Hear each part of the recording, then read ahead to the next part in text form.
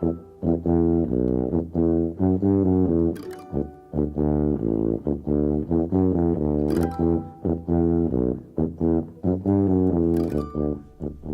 Shabbat, we read the last two parashot, or portions, in the book of Exodus. We read Parashat Vayakhel and Parashat Pekudei.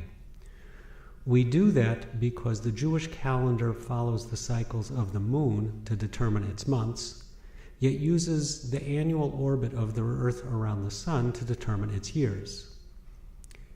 That means in any given year, there are anywhere from 48 to 52 weeks, and yet there are 54 parashot, or portions, to the Torah.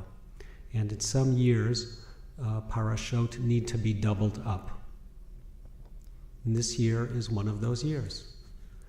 So we find ourselves with the Israelites in the desert, and Moses wants to bring them all together so that he can continue to remind them of the laws of the Torah that God wants to transmit to the children of Israel. And so Moses calls out to the Israelites to assemble, and he waits. And so he calls again to all the Israelites to assemble, and he waits. And he calls yet another time to all the Israelites to assemble, and he waits. And he puts out another call to all the Israelites. And some more come, but Moses still waits. And he calls for the Israelites, and he waits. And he calls for the Israelites, and he waits. And he calls for the Israelites, and still he waits to transmit to them the laws of the Torah. Until finally, Moses is satisfied that every single member of the Jewish community, of the Israelite community, has assembled to hear the laws of the Torah.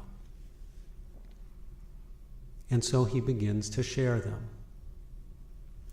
Now, we don't know if Moses really had to call the Israelites over and over again. And we don't know how long he had to wait before he began to tell them the laws of the Torah. But we do know that the opening line in Parashat Vayakhel, in the portion of Vayakhel, says, Moses then assembled the whole Israelite community and said to them.